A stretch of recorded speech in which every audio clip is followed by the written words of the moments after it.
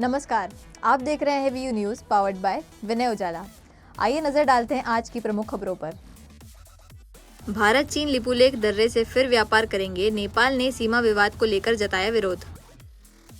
पूर्व पाकिस्तानी पीएम इमरान खान को 9 मई हिंसा से जुड़े 8 मामलों में मिली जमानत। दिसंबर में इसरो लॉन्च करेगा पहला गगनयान परीक्षण मिशन। हमले के बाद दिल्ली सीएम रेखा गुप्ता को जेड सिक्योरिटी, 20+ हथियार बंद सीआरपीएफ जवान 24 घंटे रहेंगे तैनात। दिल्ली के 6 स्कूलों को मिली बम से उड़ाने की धमकी, मचा हड़कंप, खाली कराए गए कैंपस। दिल्ली के एम्स में सीनियर डॉक्टर को कुचलने की कोशिश, गुस्साए कार ड्राइवर ने 3 बार मारी टक्कर। सीएम डॉक्टर यादव 582 करोड़ की अमृत 2.0 योजना की रखेंगे आधारशिला, 30,000 नए नल कनेक्शन होंगे उपलब्ध। महिला पर्यवेक्षक भर्ती में मनमाने बोनस अंक पर हाईकोर्ट सख्त, नोटिस जारी कर मांगा जवाब। जबलपुर जेल में अनोखी पहल, कैदी बना रहे इको फ्रेंडली गणेश प्रतिमाएं। दमोह में कार्यपालन यंत्री रिश्वत लेते हुए गिरफ्तार, हैंडपंप मरम्मत का बिल पास करने के लिए मांग रहे थे 24,000 रुपए। सारिक मछली परिवार की आलीशान कोठी पर चला बुलडोजर। कांग्रेस विधायक आरिफ मसूद पर फर्जी दस्तावेजों से कॉलेज मान्यता का मामला, हाईकोर्ट के आदेश पर एफआईआर दर्ज। एनएसयूआई ने ड्रग्स के खिलाफ किया अनोखा प्रदर्शन, कुंभकर्ण की वेशभूषा में सरकार को जगाने का दिया संदेश। उज्जैन पुलिस की बड़ी कार्रवाई, महाकाल सवारी में चोरी हुए 61 लाख के 327 मोबाइल किए बरामद। 23 अगस्त को केंद्रीय मंत्री अर्जुन राम मेघवाल करेंगे पौधारोपण, क्लीन सिटी के बाद अब ग्रीन सिटी की ओर इंदौर। बाबूलाल गौर की 6वीं पुण्यतिथि पर नेताओं ने दी श्रद्धांजलि, कृष्णा गौर हुई भावुक। इंदौर में शुक्रवार को निकलेगी देवी अहिल्या की पालकी, सरकारी दफ्तरों में आधे दिन की छुट्टी घोषित। इंदौर के संदीपनी अहिल्या आश्रम कन्या उच्चतर माध्यमिक विद्यालय में छात्राओं ने बनाई मिट्टी के गणेश मूर्तियां। इंदौर में डॉग बाइट के बढ़ते मामले, 7 महीनों में 28,142 लोग हुए शिकार। इंदौर के फीनिक्स अस्पताल में स्वास्थ्य विभाग की बड़ी कार्रवाई, आयुष्मान कार्ड धारक से वसूली उजागर। पूर्व मुख्यमंत्री बाबूलाल गौर की 6वीं पुण्यतिथि पर मुख्यमंत्री मोहन यादव समेत नेताओं ने दी श्रद्धांजलि। पूर्व मुख्यमंत्री और वरिष्ठ भाजपा नेता स्वर्गीय बाबूलाल गौर की 6वीं पुण्यतिथि पर आज मुख्यमंत्री डॉक्टर मोहन यादव सहित कई दिग्गज नेता उनके निवास पहुंचे और पुष्पांजलि अर्पित कर श्रद्धांजलि दी। श्रद्धांजलि सभा के दौरान उनकी बहू और मंत्री कृष्णा गौर भावुक हो गईं।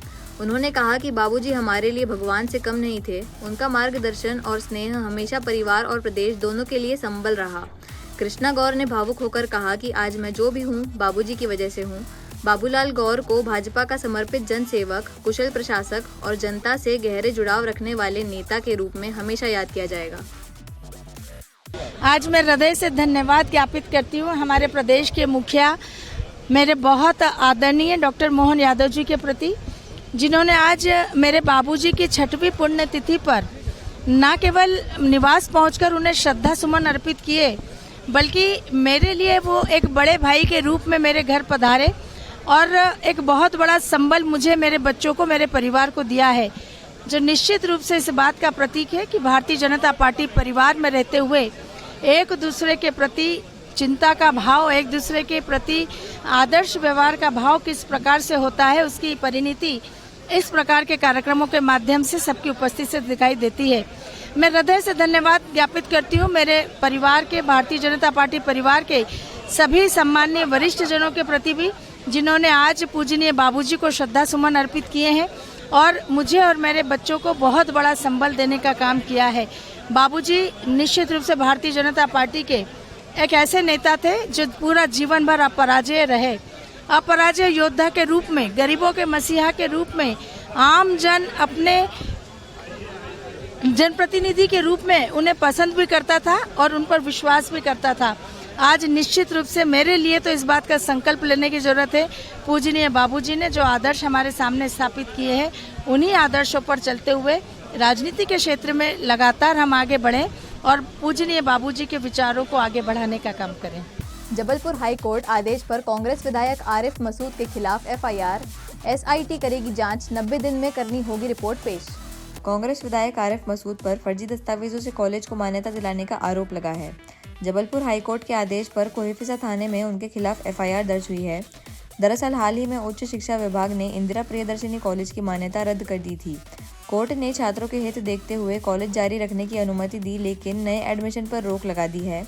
सुनवाई के दौरान हाई कोर्ट ने तल्ख टिप्पणी करते हुए कहा कि बिना राजनीतिक संरक्षण इतने सालों तक ऐसा कॉलेज नहीं चल सकता। मामले की जांच अब एसआईटी करेगी, जिसकी अगुवाई एडीजी संजीव चमी करेंगे और 90 दिन में रिपोर्ट कोर्ट में पेश करनी होगी। माननीय उच्च न्यायालय के निर्देश पर उसमें कार्रवाई हुई है और पुलिस आगे की जांच कर रही है। क्या कुछ धाराओं में दर्ज किया गया है सर, क्या मामला था पूरा? उसमें चूंकि मामला का अवधि पहले की है, इसलिए उसमें 420, 467, 468, 471 जैसे आईपीसी की धाराओं में कार्रवाई की गई। जन सुनवाई में आयुष्मान घोटाले की शिकायत पर सीएमएचओ ने फीनिक्स अस्पताल का किया निरीक्षण। बिना डॉक्टर अवैध निर्माण व अनियमितताओं पर अस्पताल को मिला नोटिस। फीनिक्स अस्पताल पर स्वास्थ्य विभाग ने बड़ी कार्रवाई की है। आयुष्मान कार्ड धारक से राशि वसूलने की शिकायत जनसुनवाई में सामने आई थी। जांच के लिए CMHO doctor Madhav Hasani team के साथ पहुंचे, जहां कई अनियमितताएं उजागर हुईं। अस्पताल में एक भी क्वालिफाइड डॉक्टर मौजूद नहीं था, जबकि 20 से ज़्यादा मरीज भर्ती मिले। मरीजों के इलाज का सही ब्यौरा भी प्रबंधन नहीं दे सका। यहाँ तक कि छत पर अवैध निर्माण कर मरीजों को भर्ती किया जा रहा था। हालात देखकर सीएमएचओ ने जमकर फटकार लगाई और अस्पताल को नोटिस जारी कर सख्त कार्रवाई शुरू की गई। देखिए, जो फिनिक्स अस्पताल है बंगाली चौराहे के पास में, उसके संबंध में हमको जन सुनवाई के माध्यम से शिकायत प्राप्त हुई थी कि उनके द्वारा एक आयुष्मान के हितग्राही से नगद भुगतान प्राप्त किया गया है, जो कि पूरी तरह से नियमों के विरुद्ध है।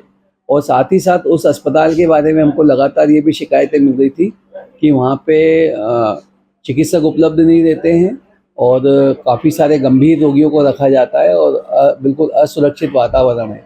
और इसको लेके फिर मेरे द्वारा आज उसका भ्रमण किया गया और भ्रमण के दौरान मैंने पाया कि लगभग 20 से अधिक मरीज वहाँ भर्ती थे अलग अलग मंजिलों पे, और चिकित्सक एक भी क्वालिफाइड नहीं था वहाँ पे। और वहाँ के जो संचालक थे श्री बिरला जी, उनसे मेरे द्वारा जानकारी मांगी गई कि जो भी रोगी भर्ती है उनके नामों के साथ उनका डायग्नोसिस क्या है, क्या उपचार हुआ है, उसकी सूची दीजिए। उनके द्वारा सूची देने में आनाकानी करने पे मेरे द्वारा थोड़ी नाराज़गी व्यक्त की गई उनके ऊपर। तो उसके बाद भ्रमण के दौरान मैंने ये भी पाया कि उसकी जो सबसे ऊपर की मंजिल है, ये पेंट हाउस जिसको हम लोग बोलते हैं, वो पूरी तरह से कवर्ड था।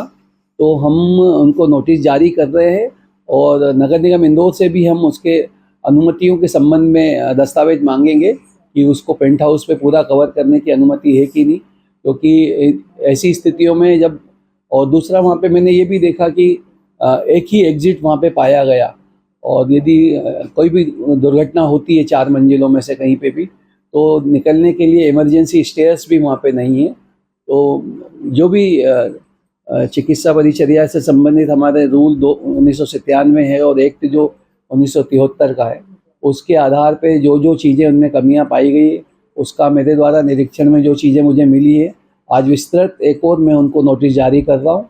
उसका जवाब प्राप्त होने के बाद गुण दोष के आधार पे हम कार्रवाई करेंगे। साथ ही नगर निगम से हमको जो जानकारी मिलेगी और उसकी अनुमतियों के संबंध में, उसके अनुसार भी विधि सम्मत कार्रवाई की जाएगी। प्रदेश कांग्रेस कार्यालय पर एनएसयूआई कार्यकर्ताओं ने मंजीरें बजाकर की नारेबाजी। उपाध्यक्ष आदित्य सोनी ने दी चेतावनी, ड्रग माफिया पर कार्रवाई नहीं हुई तो आंदोलन तेज होगा। एनएसयूआई ने ड्रग्स के बढ़ते कारोबार के खिलाफ अनोखा प्रदर्शन किया। प्रदेश कांग्रेस कार्यालय के बाहर कार्यकर्ता कुंभकर्ण की वेशभूषा पहनकर सरकार को जगाने का संदेश देते नजर आए। इस दौरान मंजीरें बजाकर नारेबाजी की गई और बड़ी संख्या में छात्र शामिल हुए। एनएसयूआई उपाध्यक्ष आदित्य सोनी ने कहा कि ड्रग्स से युवाओं का भविष्य अंधकारमय हो रहा है, सरकार को सख्त कार्रवाई करनी चाहिए। चेतावनी दी गई कि अगर ड्रग माफिया पर कड़ी कार्रवाई नहीं हुई तो आंदोलन और तेज किया जाएगा।